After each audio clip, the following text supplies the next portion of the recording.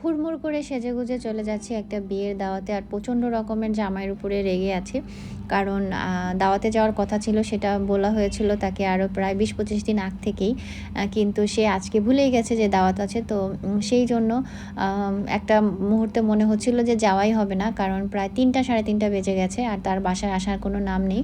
তো পরবর্তীতে আমি ফোন দিয়ে একটু কনফার্ম হয়ে নিলাম যে আমরা কি এখন দাওয়াতে আসবো কি না, নাকি প্রোগ্রাম সব শেষ।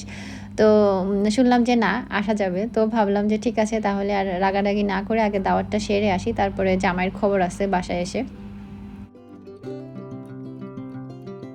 আজকে নুরার বিয়েতে যাচ্ছি, আর ওর সাথে পরিচয়টা বলা যায় যে অনলাইনের মাধ্যমেই, কিন্তু পরবর্তীতে সেটা ফ্যামিলিগতভাবে একটা সম্পর্ক হয়ে গিয়েছে।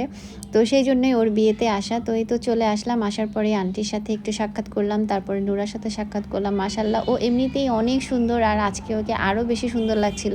আর আমরা যখন গিয়েছি তখন গিয়ে মোটামুটি বিয়ের একদম শেষের দিকে। তো আমরা একসাথে একই টেবিলে বসে পড়েছি খাওয়ার জন্য। আর গিয়ে আসলে আলাদা করে আর ভিডিও করার সুযোগ পাইনি, কারণ ওরাও খাওয়ার জন্য বসতেছিল। তো বলতেছে আপু একই টেবিলে বসে পড়েন, তো দেন ওদের সাথে বসে পড়লাম। আর খাওয়ার টেবিলে দেখা যায় কি বরের প্লেট নিয়ে সবসময় একটা মজার ব্যাপার থাকে, তো সেই জিনিসটা সরাসরি রাখলাম, আপনারাও একটু দেখে এনজয় করেন।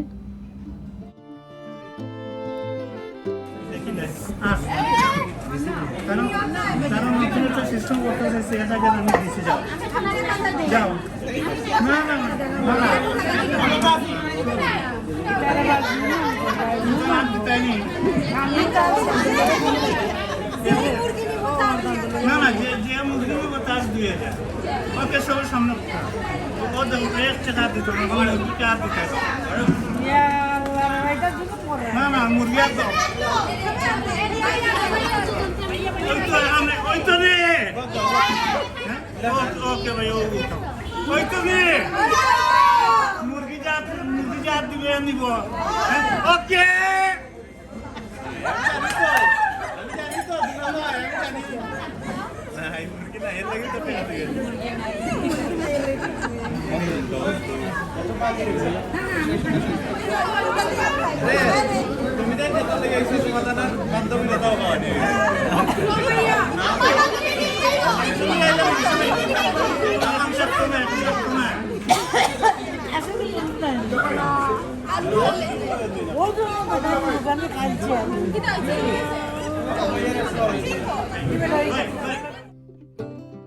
তো আমি এদিকে ওকে একটু খাইয়ে দিলাম, আর এরপরে সবাই মিলে আমরা খাওয়া শুরু করলাম। আর এক এক জায়গার এক একটা কিন্তু ট্রেডিশন থাকে, তো এক এক অঞ্চলে বিয়েতে এক একভাবে সব কিছু শুরু করে। তো ভালোই লাগে এক এক জায়গার রীতিনীতি দেখতে, মানে এগুলোই আসলে বিয়েতে এনজয় করার একটা বিষয়।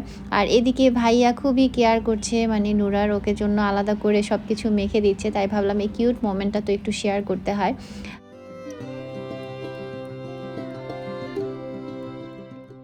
আর আমরাও এদিকে খাওয়া দাওয়া শেষ করে নিলাম, লাস্টে দই ছিল, দইও খেয়ে নিলাম। আর আজকে যেহেতু একদম তাড়াহুড়া করে মানে হুড়মুড় করে রেডি হয়ে চলে গিয়েছি, তাই আর ওইভাবে রেডি হওয়ার পর আপনাদের সাথে শেয়ার করতে পারিনি, তাই ভাবলাম এখন একটু শেয়ার করে দেই যে কীভাবে আজকে রেডি হয়েছি। আর ওই যে বললাম যে যাব কি যাব না এরকম একটা অবস্থার মধ্যে ছিলাম, সেই জন্য সব কিছু প্রিপারেশন নিয়েও মন মেজাজ খারাপ ছিল। আর মানে লাস্ট মোমেন্টে ইচ্ছে হচ্ছিল না যে যাব না, মানে এরকম লাগছিল, কারণ আফিফের আব্বু এতই লেট করছিল। আর এই নূরা আর নাদিয়া, ওরা দুজন বেস্ট ফ্রেন্ড। তো ওদের দুজনের সাথেই আসলে, যেহেতু ওদের একটা বিজনেস পেজ আছে, তার মাধ্যমে আসলে দুজনের সাথে পরিচয় হওয়াটা শুরু হয়েছে। তো যাই হোক, এরপরে আমরা একটা স্টেজে উঠলাম, একসাথে ছবি নিলাম, আর দেন গিয়ে একে একে ফ্যামিলি সবাই ছবি তুলছিল।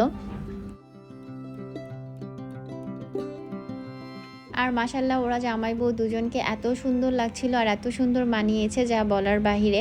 তো ওদের জন্য অনেক অনেক বেশি শুভকামনা রাখবেন, দোয়া রাখবেন আপনারা সবাই, যাতে ওদের নতুন জীবন অনেক বেশি সুন্দর ও সহজভাবে ওরা কাটাতে পারে।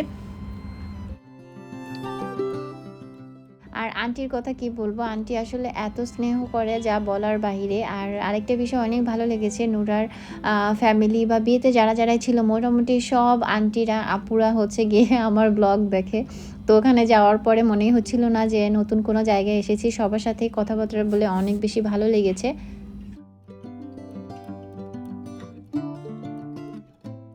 যেহেতু আফিফের আব্বু লেট করছিল, যার কারণে আফিফ আবরা দুজনে মানে ওদেরকে খাইয়ে দিয়েছি আর ওরা ঘুমিয়েও গিয়েছে, সেই জন্য আর ওদেরকে আনতে পারিনি। এই জন্য আমরা দুজনেই লাস্ট মুহূর্তে আজকে চলে এসেছি বিয়েতে।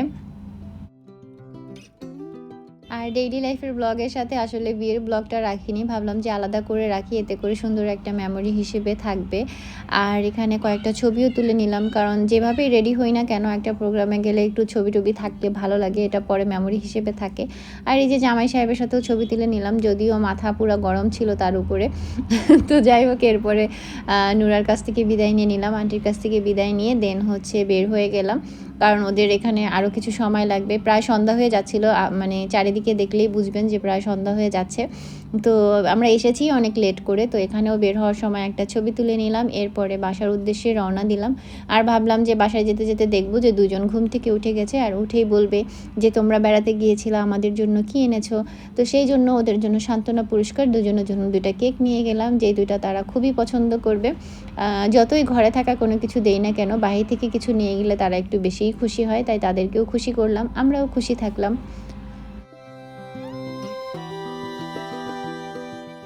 নুরা এবং নাদিয়া ওরা দুজনেই আসলে স্টুডেন্ট লাইফ থেকেই বিজনেস স্টার্ট করেছে। ওদের বিজনেস পেজের নাম হচ্ছে প্লেজার হাট, আপনারা কম বেশি হয়তো নামটা সবাই চিনবেন। আর নুরার একটা হচ্ছে অনলাইন কেক পেজও আছে, যেখানে ও হচ্ছে হোমমেড কেক এবং বিভিন্ন আইটেম সেল করে থাকে।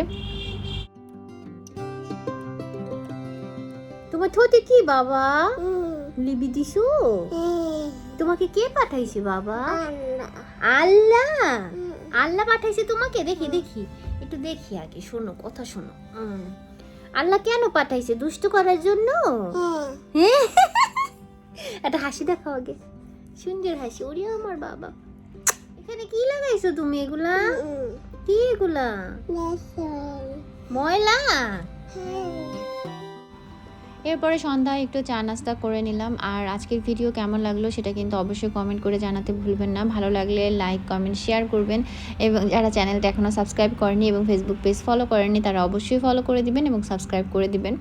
আর রাতের বেলা হচ্ছে গিয়ে কাপড় চোপড়গুলো একটু গুছিয়ে নিলাম, যেগুলো পরেছিলাম এগুলো মোটামুটি বাতাসে একটু শুকিয়ে গিয়েছে। তারপরে ঘরটাও একটু সুন্দর করে গুছিয়ে নিলাম। কোনো জায়গায় বেড়াতে গেলে দেখা যায় কি বাসায় এসে আরও অবস্থা খারাপ হয়ে যায়, কারণ যাওয়ার সময় হুড়মুড় করে সব কিছু রেডি করে বের হয়ে যাই, কিন্তু পরে বাসায় আসলে মানে খবর বোঝা যায় আর কি।